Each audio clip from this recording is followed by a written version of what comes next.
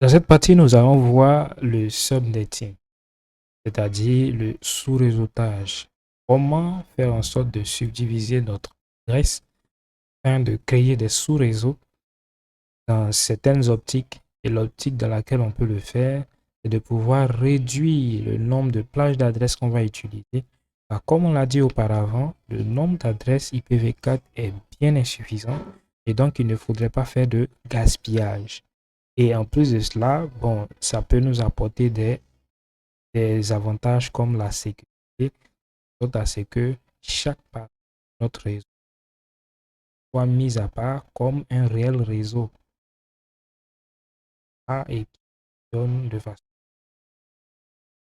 Donc, on peut le faire de différentes façons en, en modifiant en fonction du nombre de sous-réseaux dont nous avons besoin ou bien en modifiant en fonction du nombre d'autres dont nous avons besoin. Donc, c'est ce que nous allons essayer de faire, hein. Si on prend par exemple une entreprise qui a un réseau de 200 PC, n'est-ce pas, et qui a besoin de diviser 4 départements de 50 PC. Donc la première option qui se pose à notre administrateur, c'est de pouvoir diviser chaque service marketing, vente, finance et IT en fonction d'un réseau bien précis, le 192.1, 192.68.2, 192.168.3, 192.168.4.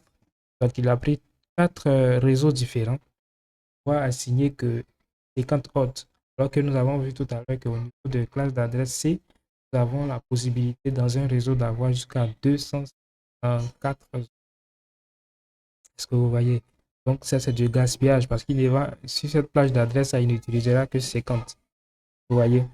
Donc, ça sera un gaspillage. Nous avons dit que c'est quelque chose de vraiment très important. La préservation des adresses IP au niveau de notre plage d'adresse IPv4. Donc, quelle serait la solution la plus adéquate dans cette condition-là? C'est le sous-réseautage. Avec 50 ports, on pourrait utiliser une seule plage d'adresse de réseau et puis le subdiviser en différents. Et c'est ce que nous allons essayer de voir, l'option la plus intéressante ici. Alors, en partant de nos besoins en termes de subnet ou bien en termes de sous-réseau dont nous avons besoin de 4 sous-réseaux. Nous avons parlé tout à l'heure de marketing, du service de vente, du service de finance, du service IT. Donc, ce qu'on peut faire ici, c'est de pouvoir diviser une plage d'adresse, par exemple, 192.168.1. Ce réseau-là, on peut l'utiliser pour pouvoir le diviser en 4. Et comment ça se fait? On sait qu'on a besoin de 4. On sait qu'on a besoin de 4 sous-réseaux, n'est-ce pas? Donc, toujours en utilisant les multiples, les puissances de 2, on va se demander, mais 2 puissance n. Le 2 puissance combien de n va nous falloir pour être supérieur ou égal aux 4 sous-réseaux dont nous avons besoin? Le n ici va représenter en fait le nombre de bits qu'on va devoir retrancher à notre partie haute afin de créer notre sous-réseau. Puisque comme nous l'avons dit, il n'y a pas assez d'espace. Donc la partie réseau est déjà occupée, comme nous l'avons dit ici, lors avec le max de sous-réseau, c'est déjà pris. En mettant tout à 1, tout est déjà pris. Et donc tout ce qui nous reste à prendre maintenant, c'est la partie haute que nous pouvons grignoter un peu afin de créer des sous-réseaux. Donc ce calcul-là va nous permettre de savoir combien de bits nous allons devoir emprunter au niveau de notre partie haute afin de créer notre sous-réseau, puisque cela n'est plus possible au niveau des bits attribués au réseau conventionnel. Donc, c'est ce que nous allons faire ici. Nous savons que 2 puissance 2 nous donne un résultat qui est supérieur ou égal à 4. Donc, nous avons besoin de retrancher 2 bits. C'est ce que nous avons fait ici. Et après avoir retranché 2 bits, nous nous rendons compte que l'écriture qui est là, au lieu de 0, nous donne maintenant 192 en décimale. Donc, si vous voulez vérifier ces calculs, c'est très simple.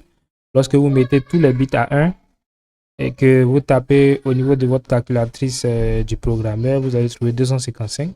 Et lorsque vous mettez les deux premiers bits à 1 et que les autres bits sont à 0, vous trouverez 192. Et par conséquent, ça montre que nous aurons peut-être ce masque de sous-réseau là pour notre nouveau subnet, notre nouveau sous-réseau.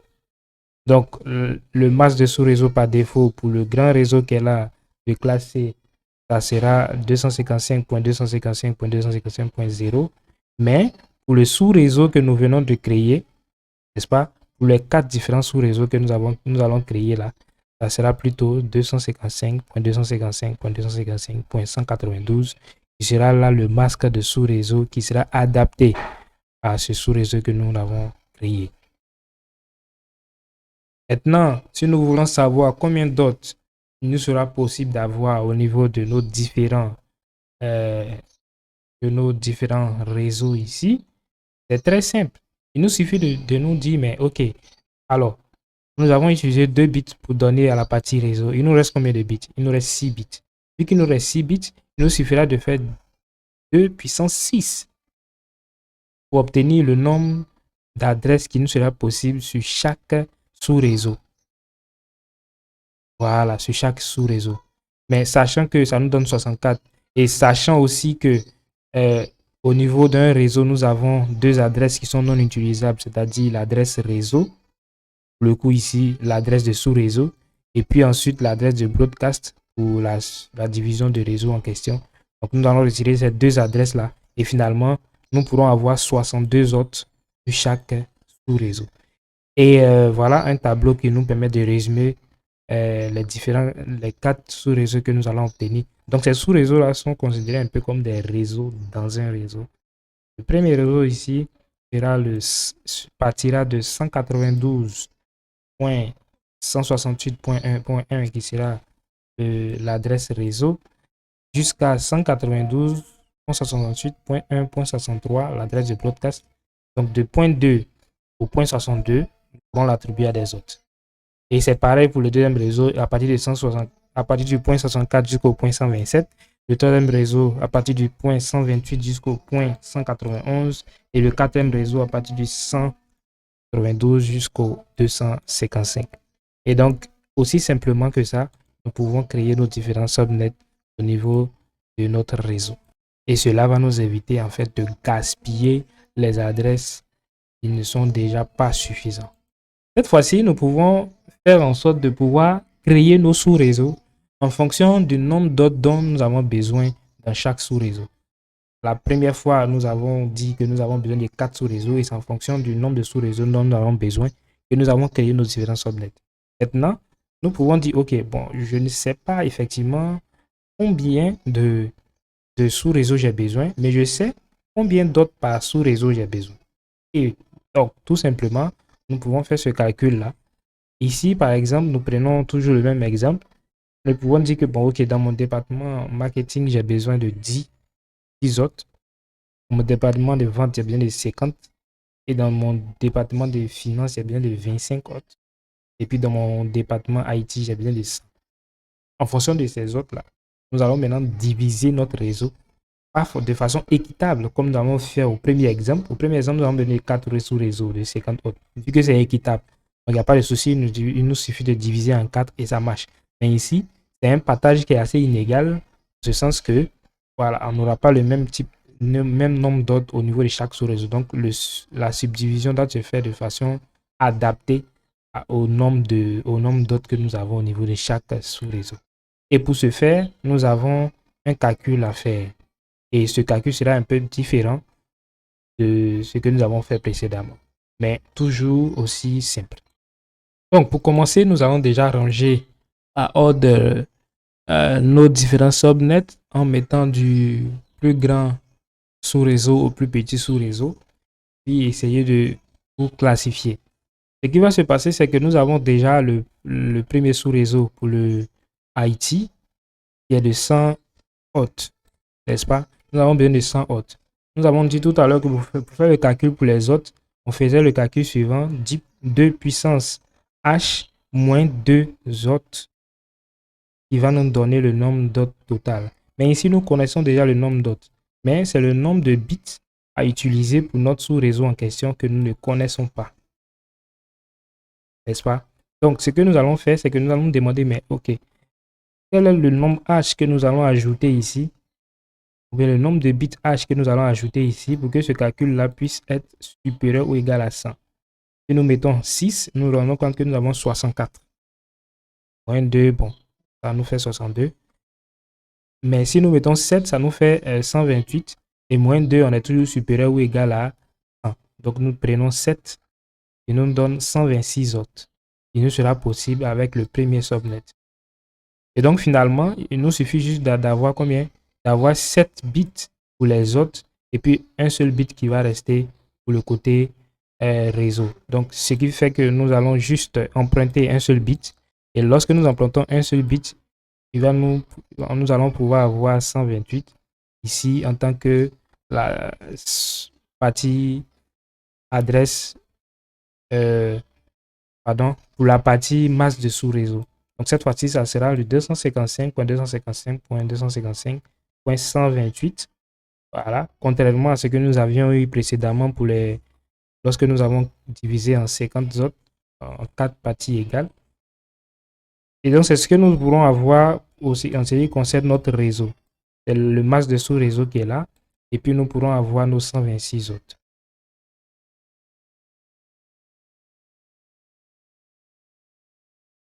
Finalement, nous pouvons avoir combien de subnets qui ont les 126, comme nous l'avons vu ici, les 126 autres. Nous pouvons avoir que 2 sous-réseaux qui ont 126 autres. Mais ici, nous avons besoin que d'un seul réseau qui a 126 autres. Donc, nous allons utiliser un seul réseau et libérer la plage d'adresses restant pour le distribuer aux autres sous-réseaux, aux 3 autres sous-réseaux que nous allons créer un peu plus tard. Donc, finalement, là, nous avons... Voilà.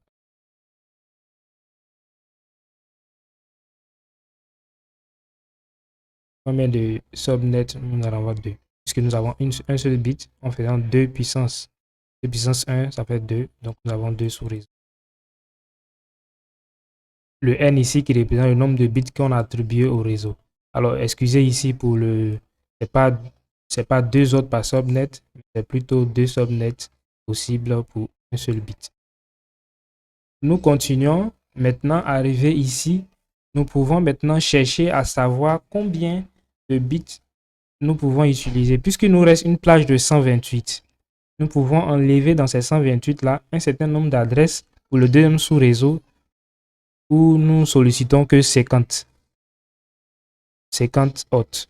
Donc, vu qu'il nous reste une plage d'adresses de 128 adresses, dont 126 qui sont adressables, nous rappelons que nous avons déjà donné la première partie au subnet IT.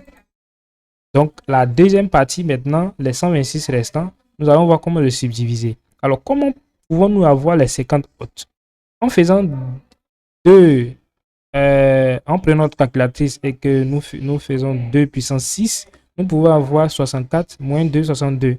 Donc, ce qui est supérieur ou égal à 50. Mais si nous allons un peu plus en bas, nous allons avoir 32. Donc, 32, ce n'est pas possible. C'est largement inférieur à 50, ce qui n'est pas possible. Donc, nous restons sur les 64 et donc 62 autres possibles par réseau. Et vu que nous avons besoin seulement que de 2 réseaux, d'un seul réseau, sous-réseau pour nos 50 autres, donc nous récupérons ce sous-réseau-là. Il y aura pour masque de sous-réseau 255.255.255.172. Alors, le masque de sous-réseau est très important pour faire la différence entre 2 sous-réseaux ou bien entre 2 réseaux. Si vous n'avez pas ce masque de sous-réseau, 2 adresses comme ça pourraient se ressembler et pourraient amener à penser qu'effectivement, nous n'avons qu'un seul réseau. Mais grâce au masque de sous-réseau, nous allons voir différencier chaque hôte de son réseau sans avoir à être même dans le réseau de l'entreprise en question. Nous pouvons continuer à ce niveau, ce qui fait que nous pouvons avoir dans les 128, nous pouvons avoir encore 2 subnets qui ont chacun 62 autres, mais nous allons utiliser qu'un seul pour donner au sous-réseau du département des ventes. Donc, il va nous rester au final maintenant cette plage d'adresse là, cette plage d'adresse qui n'a pas encore été utilisée et que nous allons maintenant départager au niveau de nos autres sous-réseaux. Maintenant, nous avons déjà fini d'adresser deux sous-réseaux, le sous-réseau marketing, le sous-réseau vente. Il nous reste le sous-réseau IT et finance. Nous passons maintenant au sous-réseau IT et finance. Pour le sous-réseau finance, nous n'avons besoin seulement que de 25 autres. Actuellement, notre plage qui nous reste, on n'a que 62 autres. Et 25 autres, c'est possible de pouvoir retrancher ces 25 autres dans les 62. Donc, c'est tout à fait possible de créer encore un autre sous-réseau ou bien un autre subnet. Et que nous allons faire, nous procédons encore au même calcul. Nous faisons 2 puissance H, H qui va représenter une fois de plus, je fais encore un rappel, une fois de plus, H qui va représenter le nombre de bits qui sera attribué aux autres. Ici, nous avons besoin que de 25 autres. Donc, si nous faisons 2 puissance 5, il nous arrive à 32, n'est-ce pas? 32 qui est largement supérieur à 25. Et même si on enlève les deux adresses, c'est-à-dire l'adresse de réseau, de sous-réseau et puis l'adresse de diffusion, nous tombons à 30. Et 30, c'est supérieur à 25. Donc, finalement, nous avons besoin de 5 bits seulement pour la partie sous-réseau. C'est bon? Mais si nous avions mis 4 bits, vous vous rendez compte qu'on sera à 16. Et donc, 16, ce n'est pas possible. Finalement, nous avons ce masque de sous-réseau adapté à ce réseau de 25 autres qui est de 255.255.255.224. Donc, vous voyez que le masque plus la dernière partie de notre masque de sous-réseau est grand, plus le réseau s'est rétréci. Nous sommes limités de 128 à 192 et maintenant nous sommes à 224. C'est bon? Finalement, nous avons notre mini réseau qui est là, finance, qui va occuper cette plage d'adresse là. Voilà. Et puis, il va nous rester une petite partie pour pouvoir adresser notre partie IT. Si vous vous rappelez, notre partie IT est de 10 autres. Notre partie, pardon, c'est la partie marketing, je crois. OK. Donc, la partie marketing est de 10 autres. Donc, les 10 autres qui vont rester, ça sera encore plus facile pour nous de le faire. Parce que, voilà, on n'a plus d'autres subnets à faire. Donc, si vous voulez, vous pouvez faire le calcul. Mais, vu qu'on n'a plus d'autres subnets, on peut attribuer le reste des plages restantes à la partie, le reste des plages restantes à la partie marketing qui va occuper. Voilà. Même si c'est supérieur à la demande, au cas où l'équipe augmente, c'est pas mauvais. Euh, les autres membres de l'équipe pourront intégrer une adresse plus facilement. Et ça va nous permettre d'avoir une certaine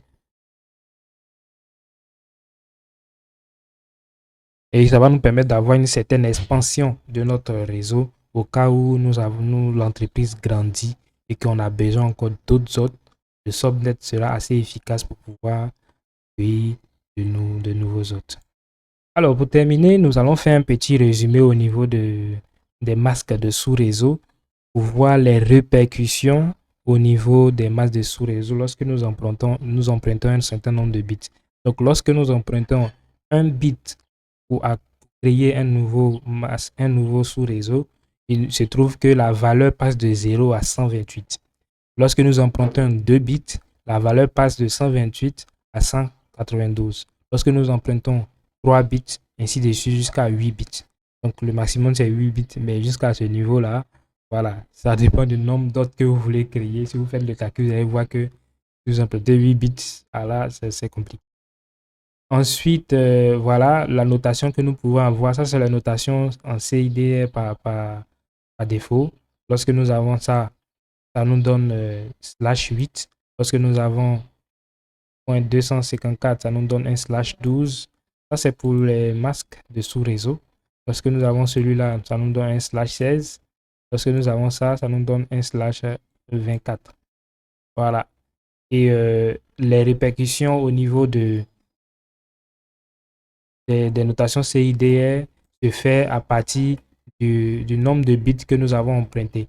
Donc à la base, si nous sommes au niveau d'un réseau de classe C ici et que nous n'avons rien emprunté, nous sommes à /24. À peine nous empruntons un bit, nous passons à /25. Donc le nombre de bits empruntés ici va avoir une répercussion sur la notation CIDR ici.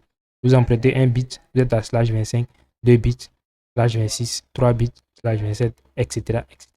Donc c'était là la petite partie additionnelle pour pouvoir expliquer les répercussions des subnets sur les masques de sous-réseau.